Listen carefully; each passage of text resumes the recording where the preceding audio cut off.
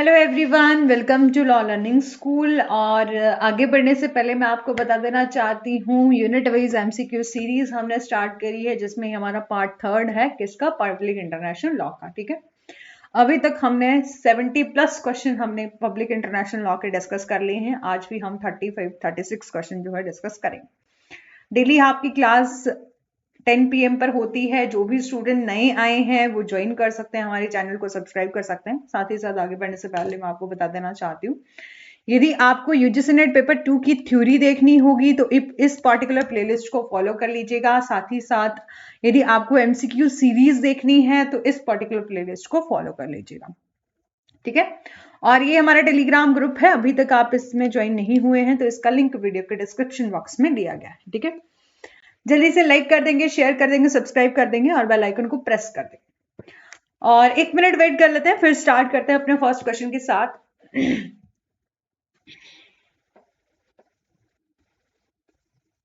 First question है, in spite of the fact that veto is inconsistent with the principle of sovereign equality of all member, veto is vested with a permanent member of UN for option first है striking a balance between the superpower, option B है maintaining international peace and security, option C है political reason, option D है obstructing the power of non permanent member of security council. जल्दी से right answer करेंगे first question का।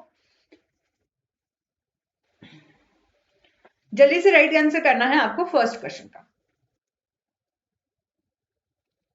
इस तथ्य के बावजूद कि वीटो सभी सदस्यों की संप्रभु समानता के सिद्धांत के साथ असंगत है, वीटो संयुक्त राष्ट्र की स्थायी सदस्य के साथ जो है वो निहित है। Option number B is the right answer, maintaining international peace and security is the right answer. Option number B is the right answer. ठीक है, चलो नेक्स्ट क्वेश्चन का राइट आंसर करेंगे। The peaceful settlement of dispute is a principle accepted by the UN member and impose them by. जल्दी से right answer करना है। Article 2 clause 3, article 1 clause 1, article 33, article 39। जल्दी से राइट आंसर करना है। विवादों का शांतिपूर्ण समाधान, विवादों का शांतिपूर्ण समाधान संयुक्त राष्ट्र के सभी सदस्यों द्वारा स्वीकार किया गया है और उन पर थोपा गया है। ये सिद्धांत कौन से आर्टिकल में बताया गया है? जल्दी से राइट आंसर करेंगे option A, B, C, D में से। Option number A is right answer, article 2 clause 3। ठीक है, चलो नेक्स्ट क्वेश्चन का राइट आंसर करेंगे। Who amongst the following has the primary responsibility for the maintenance of international peace and security? Option A है general assembly, option B है security secretary general, option C है security council, option D है international court of justice. जल्दी से right answer करना। Primary responsibility किसकी है? Maintain करना इंटरनेशनल पीस एंड सिक्योरिटी। हो सकता है रिपीटेड क्वेश्चन हो, यानी कि लास्ट सेशन में भी पूछा गया हो, लेकिन इससे क्या होगा, आपकी बहुत अच्छे से रिवीजन हो जाएगी। ठीक है, कि आपको यहाँ पर बताना है प्राइमरी रिस्पॉन्सिबिलिटी किसकी है मेंटेन करना peace, international peace and security. जल्दी से राइट आंसर करना option A, B, C, D में से। तो ऑप्शन नंबर आपका option number C is right answer. Security council की जो है वो आपकी प्राइमरी रिस्पॉन्सिबिलिटी। और सभी के क्वेश्चन, सबके आंसर आई होप के बहुत अच्छे आए हैं। ठीक है, नेक्स्ट क्वेश्चन का राइट आंसर करना है। The action required to carry out the decision of security council for the maintenance of international peace and security shall be taken by which of the following? Option A है all the member of United Nation and some of them as a security council may determine. Option B है all the member of United Security Council. Option C है the General Assembly by its majority veto. या all of the above is right. जल्दी से right answer बताइए। ठीक है, option A, B, C, D में से राइट आंसर करना है। फर्स्ट है ठीक है, क्वेश्चन है अंतरराष्ट्रीय शांति और सुरक्षा बनाए रखने के लिए सुरक्षा परिषद के निर्णय को लागू करने के लिए आवश्यक कार्यवाही निम्नलिखित में किसके द्वारा की जाती? जल्दी से राइट आंसर करेंगे। क्वेश्चन नंबर 4 का राइट आंसर करेंगे। राइट आंसर है आपका option number A is the right answer, all the member of United Nation, some of them as a security council में डिटरमाइन। ठीक है, चलो नेक्स्ट क्वेश्चन का राइट आंसर बताएंगे। The provision relating to the composition of security council is made when which article of UN charter. ठीक है, आपको जल्दी से राइट आंसर बताना है। सुरक्षा परिषद की संरचना से संबंधित प्रावधान संयुक्त राष्ट्र के चार्टर के किस अनुच्छेद के में किया गया है? Article 24, article 33, article 27, article 23। जल्दी से राइट आंसर बताना।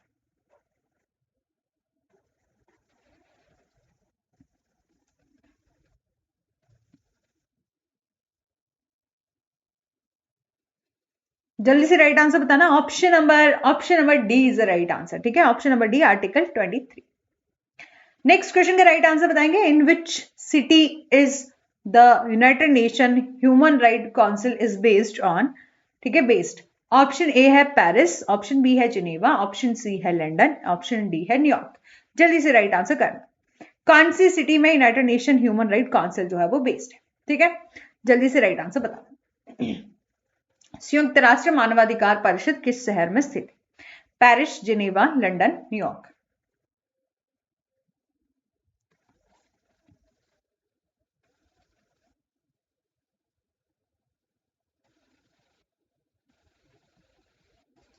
चलो जल्दी से राइट आंसर करेंगे। Option number C is the right answer, London. ठीक है, नेक्स्ट क्वेश्चन का राइट आंसर करेंगे। Which one of the following article of UN Charter deal with the function and power of economic and social council? ठीक है, कौन सा article जो है वो बात करता है किसकी? यूनाइटेड नेशन चार्टर का डील करता है function and power of economic and social council. ठीक है, आर्टिकल 62 एंड 75, आर्टिकल 73, आर्टिकल 62 से लेकर एंड 63 तक, या आर्टिकल 53। जल्दी से राइट आंसर बताना।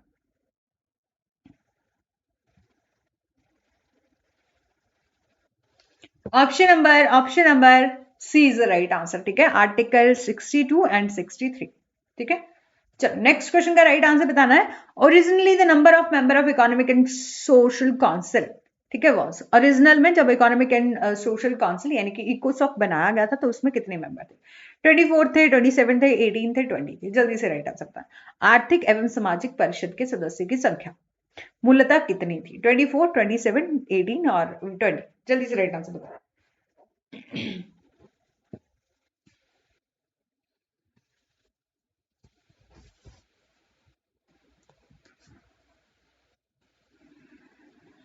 Option number C is right answer, 18। ठीक है, चलो नेक्स्ट क्वेश्चन का राइट आंसर बताएंगे। The following organ of United Nation has been given the power to set up commission for the promotion of human right.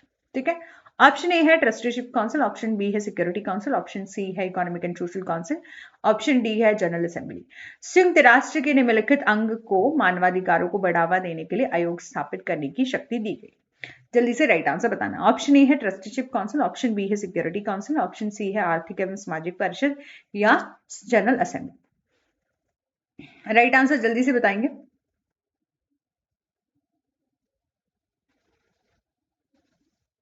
Option number C is the right answer, economic and social council. ठीक है,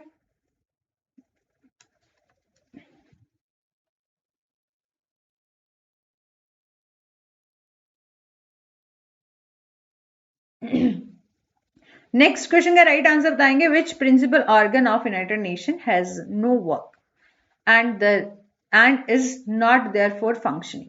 संयुक्त राष्ट्र के किस प्रमुख अंग के पास कोई काम नहीं है इसलिए वह कार्य नहीं कर रहा? Economic and social council, trusteeship council, secretariat, या option D International court of justice. जल्दी से राइट आंसर बताना। 10th क्वेश्चन का जल्दी से राइट आंसर बताएंगे। Economic and social council, option B trusteeship council, option C है सेक्रेटरीट, ऑप्शन डी है इंटरनेशनल कोर्ट ऑफ जस्टिस। ठीक है,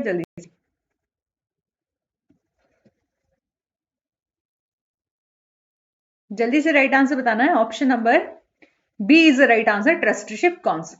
ठीक है, चलो नेक्स्ट क्वेश्चन का राइट आंसर बताएंगे। International court of justice is located Geneva, London, Hague, या वॉशिंगटन। जल्दी से राइट आंसर बताएंगे। International criminal court, sorry international criminal court था। ठीक है, इंटरनेशनल कोर्ट ऑफ जस्टिस नहीं है यहाँ पर। International criminal court is located on.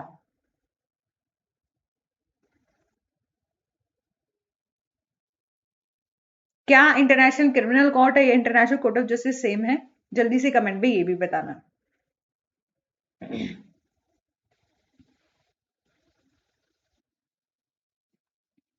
जल्दी से राइट आंसर बताएंगे। जनेवा, लंदन, हेग या Washington. Option number C is right answer, Netherlands, Hague. ठीक है, ICJ and international criminal courts. ठीक है, जल्दी से कमेंट में बताएंगे क्या दोनों सेम है। ठीक है, जब नीदरलैंड हेग में ही लोकेटेड है। जल्दी से राइट आंसर बताएंगे। ठीक है, चलो नेक्स्ट क्वेश्चन का राइट आंसर बताइए। The official language of the international court of Justice are French and English, Arabic and English, या जर्मन एंड इंग्लिश, या स्पेनिश एंड इंग्लिश। जल्दी से राइट आंसर बताएंगे।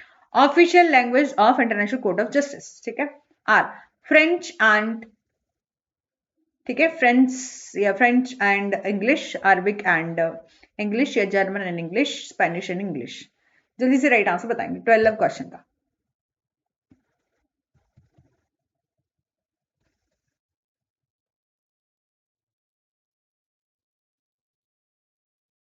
Option number A is right answer, French and English is the right answer. ठीक है, चलो next question को अच्छे से पढ़ेंगे और आंसर करेंगे। द जज of international court of Justice are elected by General Assembly and Security council.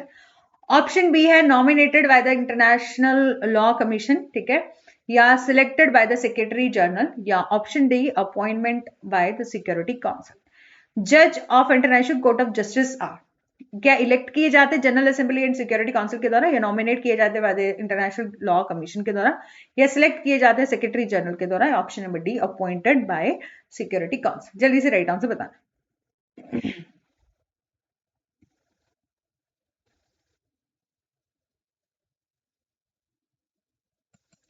Option number A is right answer, elected by the General Assembly and Security Council. ठीक है, option number A is right answer. जज of the international court of Justice are elected by General Assembly and Security Council. ठीक है, next question का right answer बताएंगे। 14 question का। The first Indian appointed as a जज of international court of Justice was, ठीक है, first Indian appointed as a जज of international court of Justice के अंतरराष्ट्रीय न्यायालय के न्यायाधीश के रूप में प्रथम भारतीय कौन थे?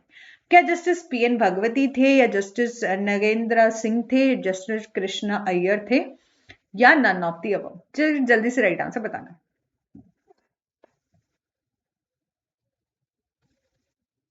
जल्दी से राइट आंसर बताएंगे।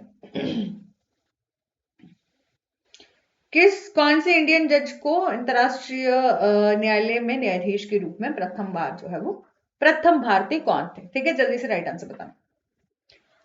Option number B is the right answer, justice Nagendra, ठीक है, सिंह। ठीक है, नेक्स्ट क्वेश्चन का राइट आंसर बताएंगे। विच जज of the supreme court of India was elected as a जज of international court of justice in अप्रैल 2012? ठीक है, भारत के सर्वोच्च न्यायालय के किस न्यायाधीश को अप्रैल 2012 में अंतरराष्ट्रीय न्यायालय के न्यायाधीश के रूप में चुना गया था? ठीक है, फर्स्ट की बात नहीं करी गई है, 2012 की बात करी गई है। कौन से ऐसे न्यायाधीश थे सर्वोच्च न्यायालय के जिनको अंतरराष्ट्रीय न्यायालय में यानी कि इंटरनेशनल कोर्ट ऑफ जस्टिस में अपॉइंट किया था जज के रूप में? ठीक है, जस्टिस स्वतंत्र कुमार, ठीक है, जस्टिस दलवीर भंडारी, या जस्टिस अरिजीत पसायत, ठीक है, या जस्टिस ए के पटनायक? जल्दी से राइट आंसर बताना। जल्दी से। राइट आंसर है आपका 15 क्वेश्चन का option number B is right answer, justice Dalveer Bhandari. ठीक है, option number B is right answer. ठीक है, नेक्स्ट क्वेश्चन का राइट आंसर बताना। Nomination of the person for election as a president of international court of justice done by. Nomination of a person for election as a member of an international court of justice is done by. Option A है national group in the Permanent Court of Arbitration, option B है Secretary General of United Nation, option C है state parties to the statute of international court of Justice, option D है एक panel of jurist appointed by the General Assembly of United Nation. ठीक है, जल्दी से right answer बताना।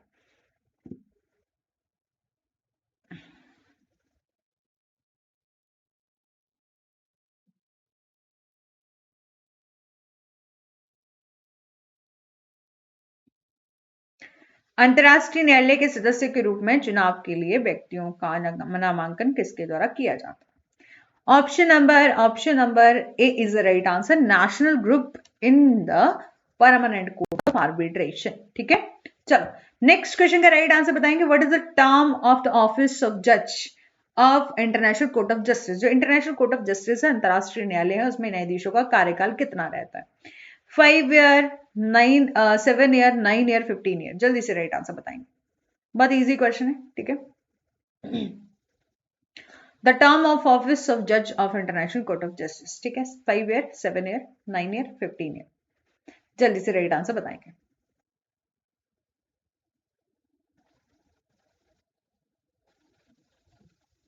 Option number C is the right answer. ठीक है, 9 year. ठीक है, चलो नेक्स्ट क्वेश्चन का राइट आंसर बताएंगे। Decision of the ICJ is as a binding effect. क्या आईसीजे का डिसीजन बाइंडिंग होता है?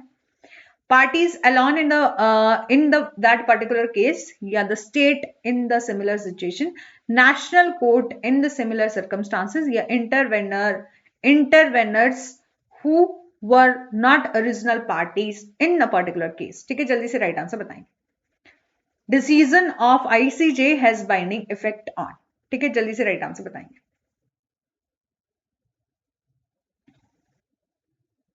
आईसीजे का डिसीजन हमने बहुत अच्छे से इसको डिस्कस किया था। ठीक है, जल्दी से बताएंगे।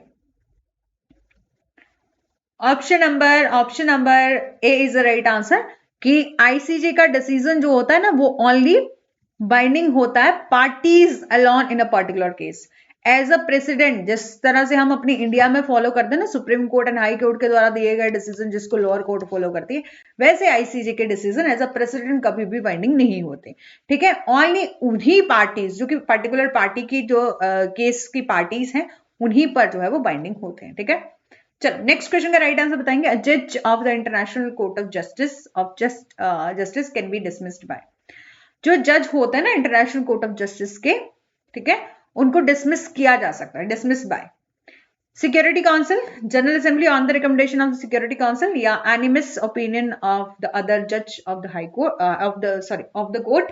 ठीक है, या unanimous decision of the General Assembly. किस सर्वसहमत निर्णय महासभा का, जनरल असेंबली का, या न्यायालय के अन्य न्यायाधीशों की सर्वसहमत राय।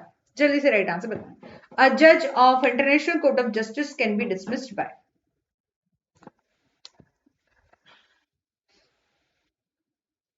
जल्दी से राइट आंसर बताएंगे।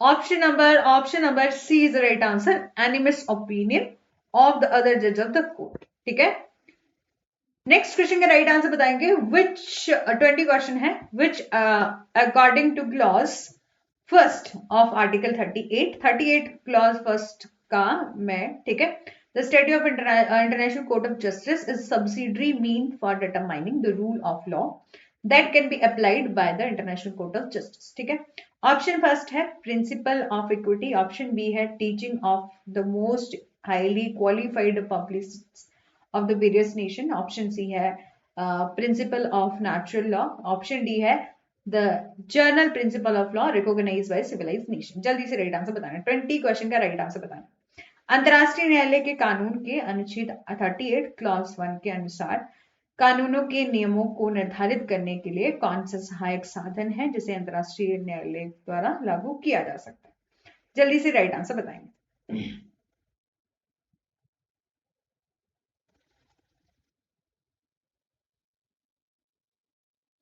Option number B is the right answer, teaching of the most highly qualified publicist of the various nation. ठीक है, option number B is the right answer. ठीक है, नेक्स्ट क्वेश्चन का राइट आंसर बताना है। ठीक है, which one of the following is not included in article 38 of the statute of international court of justice. ठीक है, यहां पर आपको बताना है कि अंतरराष्ट्रीय कानून न्यायालय के कानून के अनुच्छेद 38 के में निम्नलिखित में से कौन सा शामिल नहीं है? जुडिशियल डिसीजंस, या डिसीजन ऑफ आर्बिट्रल ट्रिब्यूनल, या जुरिस्टिक वर्क, या इंटरनेशनल ट्रीटीज। जल्दी से राइट आंसर बता। विच one of the following is not included in Article 38 of the Statute of International Court of Justice? जल्दी से राइट आंसर बताना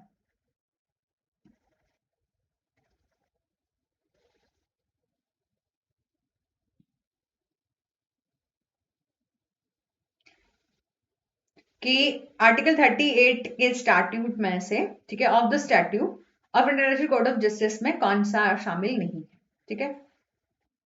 not पूछा गया है judicial decision, decision of the arbitral tribunal, juristic work, international treaties. Then option number B is the right answer, decision of arbitral tribunal, ठीक है।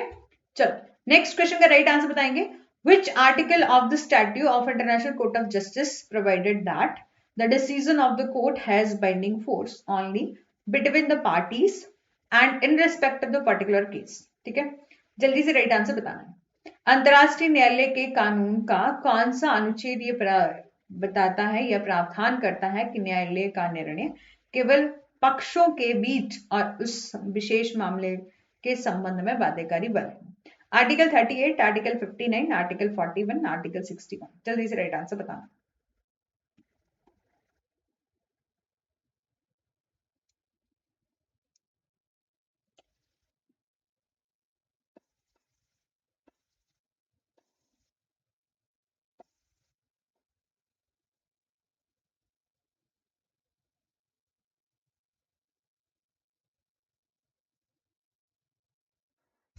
Option number B is the right answer, article 59, ठीक है। Next question का right answer बताएंगे। The principle of corporate personality was applied by the international court of justice as a source of law in the Corfu Channel case, North Sea continental shelf case, या asylum case, या Barcelona, ठीक है, traction case, ठीक है। जल्दी से right answer बताना। The principle of corporate personality was applied by the International Court of Justice as a source of law. Corporate personality के सिद्धांत को अंतरराष्ट्रीय न्यायालय द्वारा कानून के स्रोत के रूप में लागू किया गया था। जल्दी से राइट आंसर बताइए। Option number D is the right answer, ठीक है। तो जिन जिन ने ऑप्शन नंबर डी दिया है उनका राइट आंसर, ठीक है। चलो नेक्स्ट क्वेश्चन का राइट आंसर बताएंगे। Which one of the following is applied by the international court of justice as a subsidiary means of for the determination of rule of law? अंतरराष्ट्रीय न्यायालय द्वारा कानून के नियम के निर्धारण के लिए निम्नलिखित में से कौन किसको सहायक साधन के रूप में लागू किया जाता? जल्दी से राइट आंसर बताना। ऑप्शन नंबर ए है international custom, option number B है आपका जुडिशियल डिसीजन, ऑप्शन सी है जनरल प्रिंसिपल ऑफ लॉ जो रिकॉग्नाइज बाय सिविलाइज्ड नेशन है, ऑप्शन डी है इक्विटी, ठीक है। जल्दी से राइट आंसर बताइए। अंतरराष्ट्रीय न्यायालय द्वारा कानून के नियम के निर्धारण के लिए निम्नलिखित में से किसको सहायक साधन के रूप में लागू किया जाता है?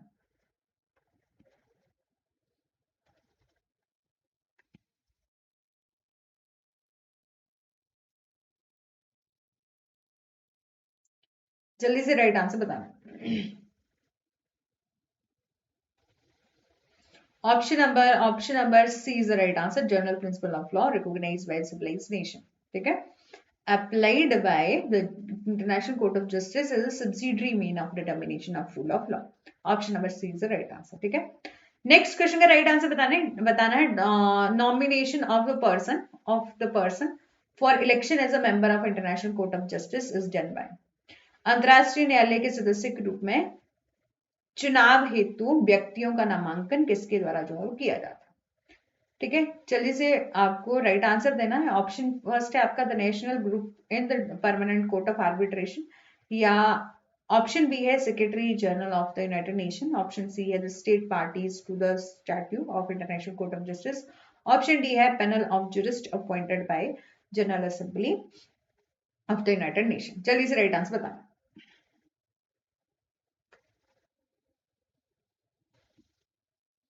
राइट आंसर बताना है जल्दी से। Option number A is the right answer, ठीक है। The nomination of a person for election as a member of International Court of Justice, a national group in the permanent court of arbitration, ठीक है। Option number A is the right answer, ठीक है। Repeated question था लेकिन कोई बात नहीं, ठीक है। नेक्स्ट क्वेश्चन है the judgment of international court of justice is to be signed by. जो जजमेंट होती है ना इंटरनेशनल कोर्ट ऑफ जस्टिस की, वो साइन करी जाती है किसके द्वारा? The president and registrar of the court, या ऑल द जज हु हर्ड द केस, यानी कि जितने भी जज थे जिन्होंने केस की सुनवाई करी उन सभी के साइन होंगे, या only by the president of the court या only by the registrar of the court. जल्दी से राइट आंसर बताना। 26 का राइट आंसर बताएंगे, judgment of international court of justice is to be signed bye.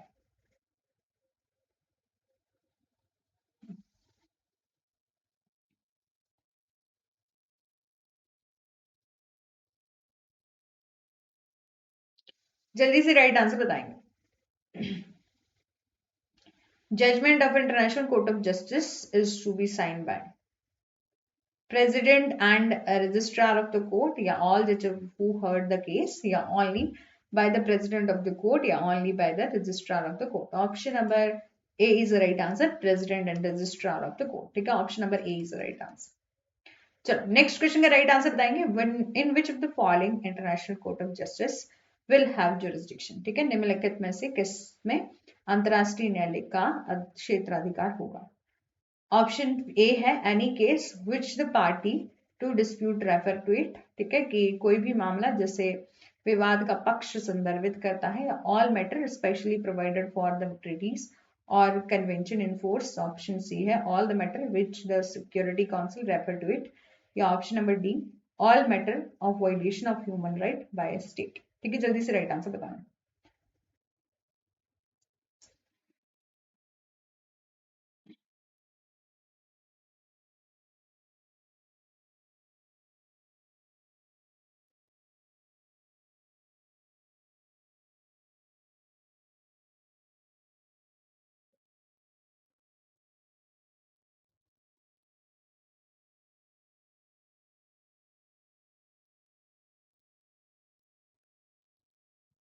Option number B is right answer, all matter specially provided for the treaties और convention in force. ठीक है,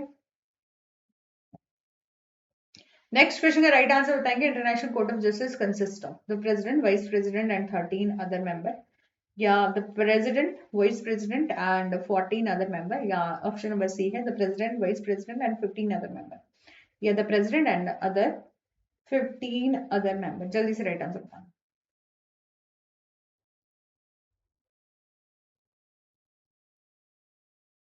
right answer बताएंगे जल्दी से।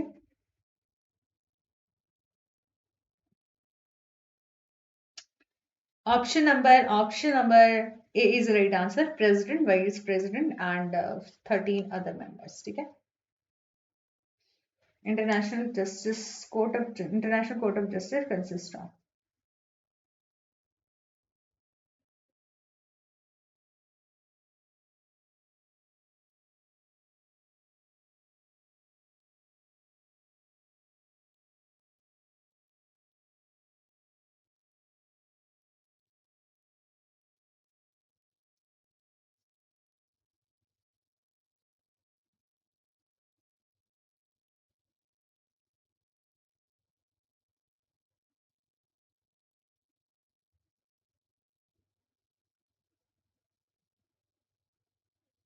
Next question का right answer करेंगे,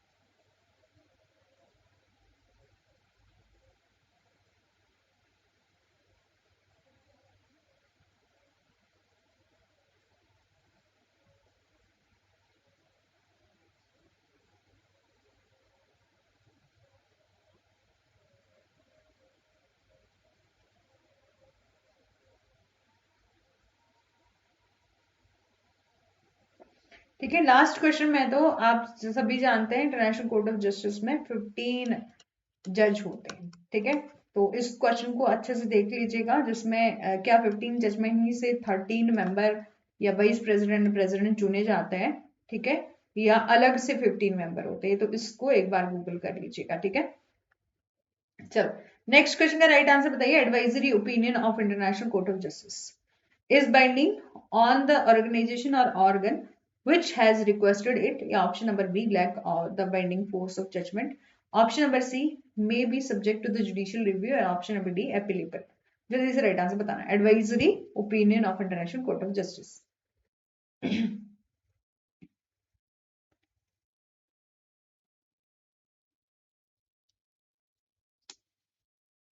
ठीक है, वैसे तो सबको पता है कि हमारा आईसीजे के द्वारा जो है वो 15 जज इलेक्ट किए जाते हैं, 9 ईयर का टाइम पीरियड रहता है। ठीक है, चलो राइट आंसर है इसका option number B, lack the binding of force of the judgment. ठीक है, कि निर्णय की बाध्यकारी शक्ति का अभाव है। ठीक है, नेक्स्ट क्वेश्चन का राइट आंसर बताएंगे। The international court of justice enforce the principle of estoppel as general principle of law recognised by the civilised nation in. Case का नाम बताना है। Temple of Preah Vihear case, या fund case, eastern Greenland case, या north सी continental shelf case. जल्दी से right answer बताना। The international court of justice enforce, international court of justice ने इन्फोर्स किया था principle of estoppel as a principle, general principle of law, जो कि recognised by civilised nation है। जल्दी से राइट आंसर बताना। Temple of Preah Vihear case, या फंड केस, या ईस्टर्न ग्रीनलैंड केस, या नॉर्थ सी continental shelf case. Right answer है इसका option number A is right answer, temple of Preah Vihear case. ठीक है, जल्दी से राइट आंसर आपका आ गया है ए आंसर। ठीक है, सॉरी सी आंसर जो है वो दिख गया होगा सभी को, लेकिन international court of justice shall consist of the 15 member. ठीक है, सब जानते हैं 15 मेंबर होते हैं, but no 2 member shall be same nation. कि कभी भी ऐसा नहीं होगा 15 मेंबर यानी कि 15 जज होने चाहिए इंटरनेशनल कोर्ट ऑफ जस्टिस में, आईसीजे में। तो ये बोला गया है कि कभी भी ऐसा नहीं होगा कि एक कंट्री से आपने एक से ज्यादा मेंबर अपॉइंट कर ली। मान लीजिए कि इंडिया से आप एक ही जज अपॉइंट कर सकते हैं, एक से ज्यादा दो नहीं कर सकते। ठीक है, तो ये बात बोली गई है कि no 2 members shall be the same nation is provided in the statute of international court of justice and article। ठीक है, ऑप्शन नंबर सी में ये दिया गया है। ठीक है, आर्टिकल सी में ये दिया गया। चलो नेक्स्ट क्वेश्चन का राइट आंसर बताना है। The optional clause in the para 2 of article 36 of the statute of international court of justice is related to। जल्दी से राइट आंसर बताना है। Voluntary jurisdiction, compulsory jurisdiction, advisory jurisdiction, या none of the above.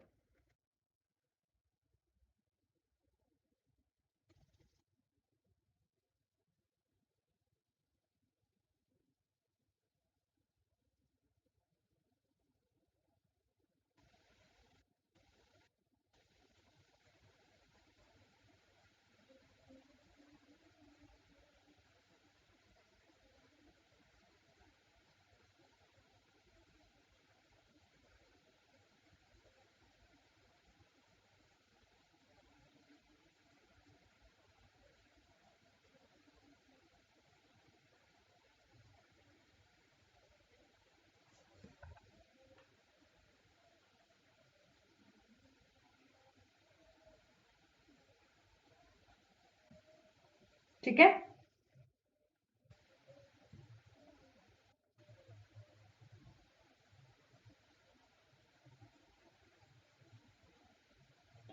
Option number B is right answer, compulsory jurisdiction. ठीक है,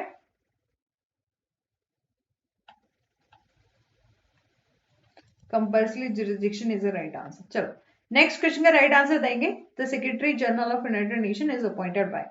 option number first है आपका General assembly, option B है general Assembly on their recommendation of, यहाँ पर होगा recommendation. ठीक है, रिकमेंडेशन ऑफ सिक्योरिटी काउंसिल, या option number C permanent member of security council, option number D all none of the above. जल्दी से right answer बताना।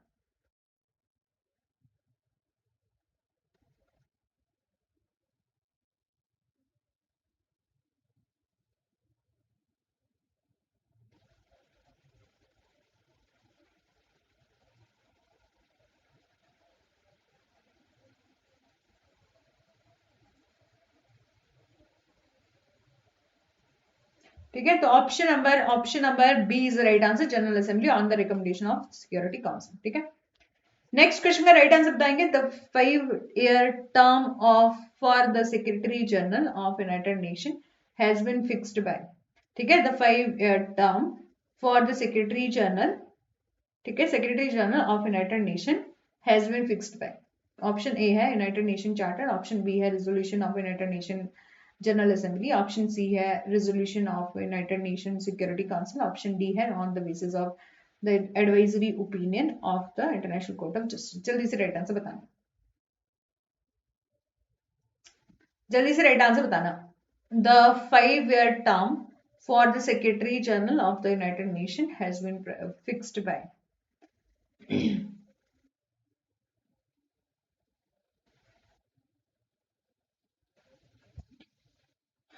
Option number B is the right answer, resolution of the United Nation General Assembly. ठीक है, option number B is the right answer. चलो next question का right answer बताएंगे the National Human Right Commission in India was established. जो हमारा national Human Right commission है in India में कब एस्टैब्लिश्ड हुआ था? 26 जनवरी 1993, 25 मार्च 1993, 15 जून 1993 या 27 सितंबर 1993। जल्दी से राइट आंसर बताना।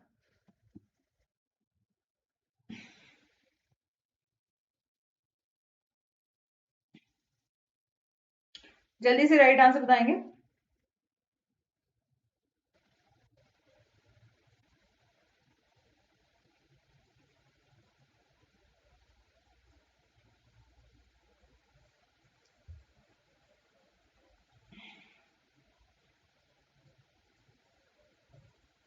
Option number D is right answer, 27 सितंबर 1993। ठीक है,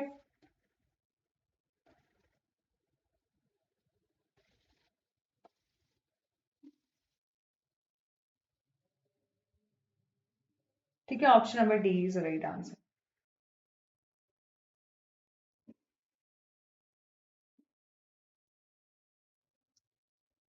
चलो नेक्स्ट क्वेश्चन का राइट आंसर बताना है। Universal declaration human Right was adopted bye the UN General assembly.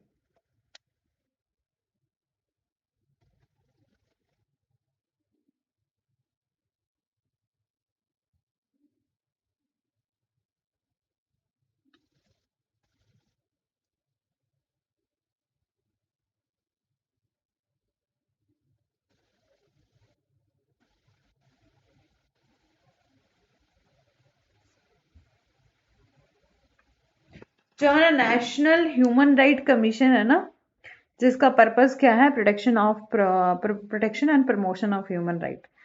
तो ये कम इनटू फोर्स में कब आया था? तो अक्टूबर 1993 में आया था। ठीक है, अक्टूबर 1993 में आया था। इस्टेब्लिश्ड कब किया गया था? तो इस्टेब्लिश्ड डेट भी यहाँ पर हो सकता है गलत है ये। ठीक है, तो इस्टेब्लिश्ड डेट कितनी है? 12 अक्टूबर 1993। ठीक है, ऑब्जेक्ट केस क्या है एनएचआरसी का? कि रिस्पॉन्सिबल रहता है for the protection and promotion of human right defined by the act, right related to life, liberty, equality, dignity of individual guaranteed by the constitution and embodied in the international covenant and enforceable by the court in India. ठीक है, next question का right answer बताएंगे the Universal Declaration of human Right was adopted by UN General assembly.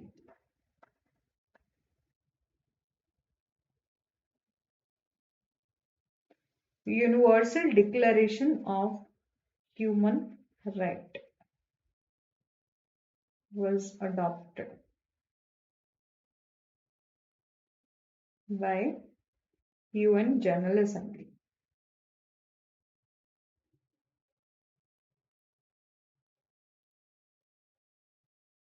on कब?